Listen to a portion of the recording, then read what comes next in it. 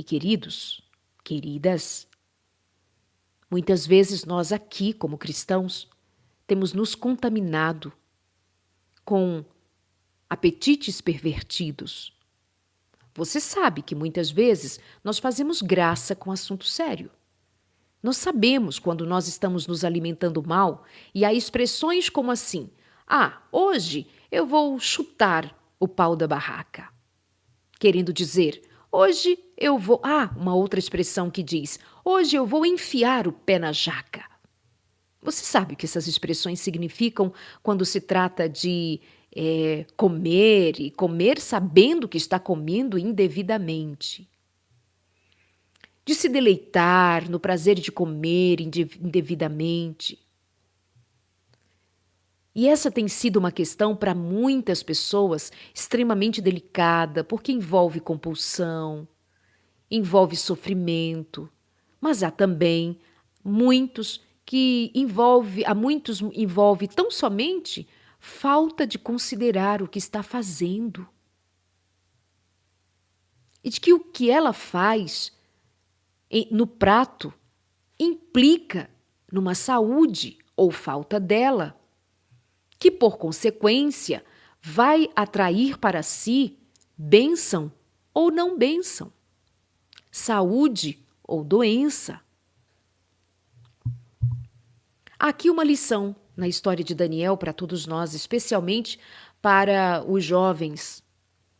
Uma estrita concordância com os reclamos divinos é benéfica à saúde do corpo e da mente, mas serve para todos nós.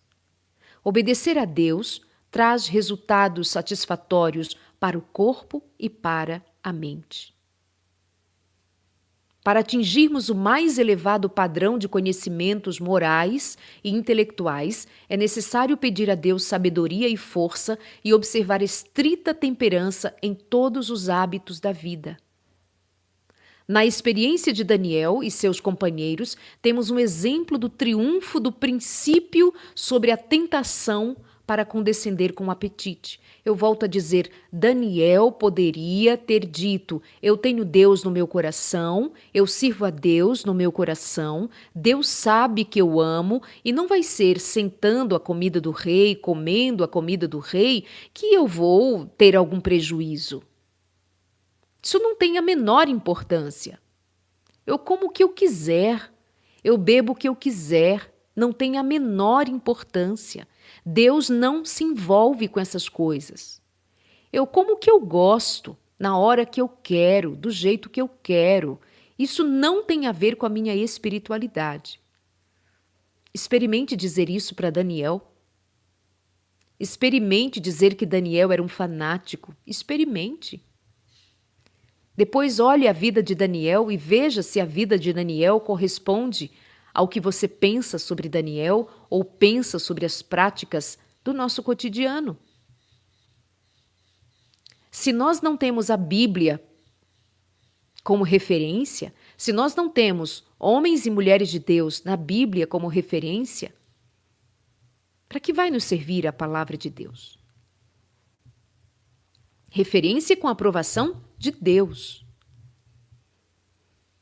Isso nos mostra que, por meio dos princípios religiosos, aqueles jovens triunfaram sobre os desejos da carne e permaneceram leais aos reclamos divinos, mesmo que isto lhe custasse grande sacrifício. Vamos aplicar a nós?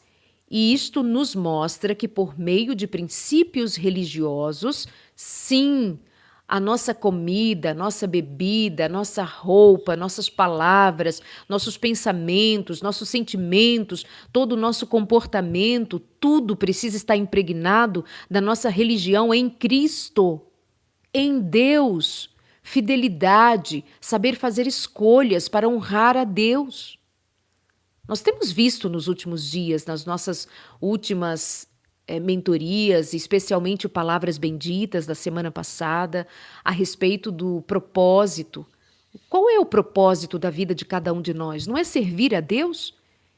Então, se o nosso propósito é servir a Deus com boas obras, com o coração em Deus, cheio do Espírito Santo, Isso significa dizer que o nosso coração cheio de Deus, cheio do Espírito Santo, significa dizer que tudo que nós fazemos na vida estará impregnado desse mesmo Espírito que vai nos dirigir a viver para a glória de Deus. Quer comais, quer bebais ou façais qualquer outra coisa, faça para a glória de Deus.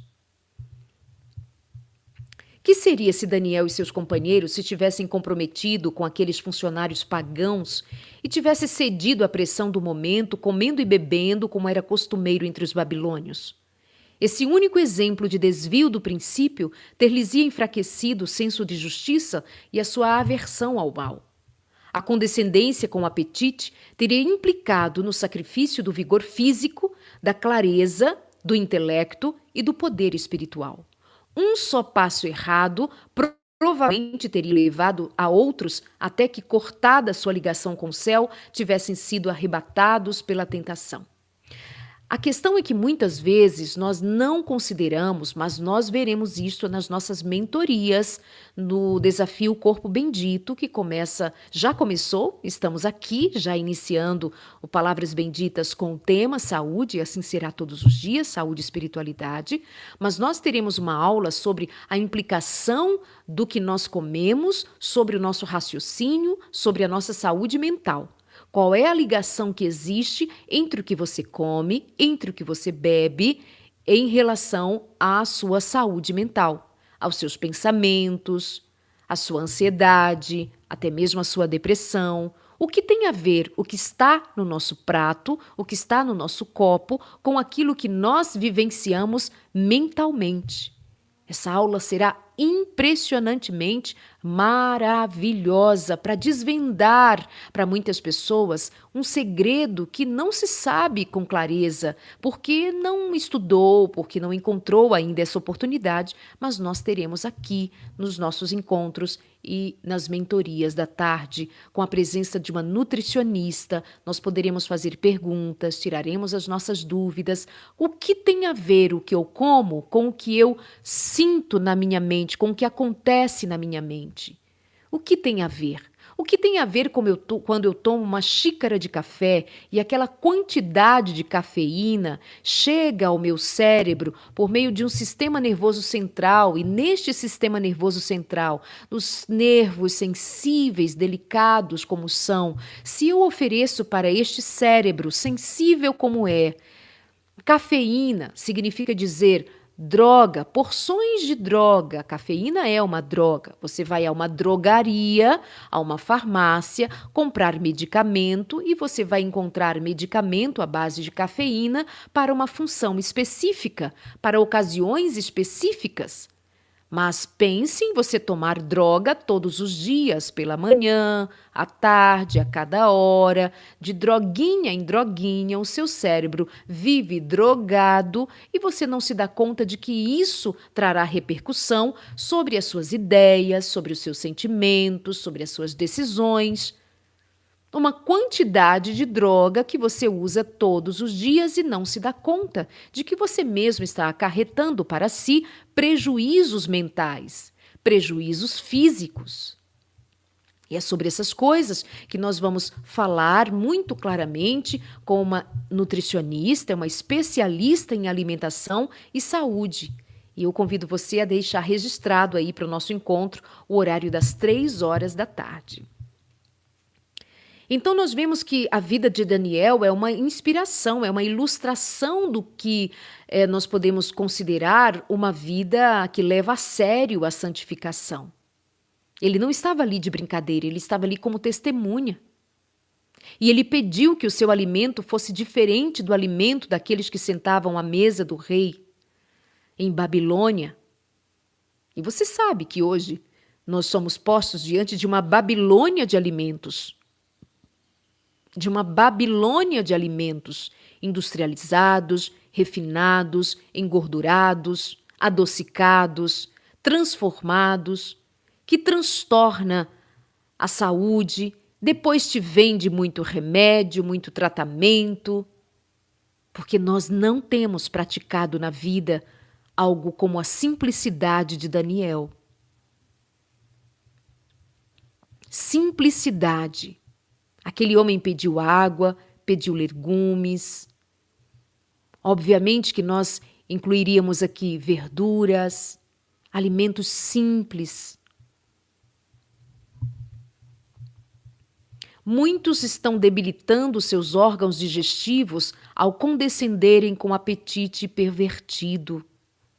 Mesmo a ciência já tendo declarado, por exemplo, o que faz no organismo alimentos embutidos, aquelas carnes embutidas, engorduradas, com muito sal, guardadas em latinhas, guardadas em pacotinhos, os embutidos, os processados, as carnes processadas principalmente, já é declarado, já é mais que sabido que elas são altamente cancerígenas.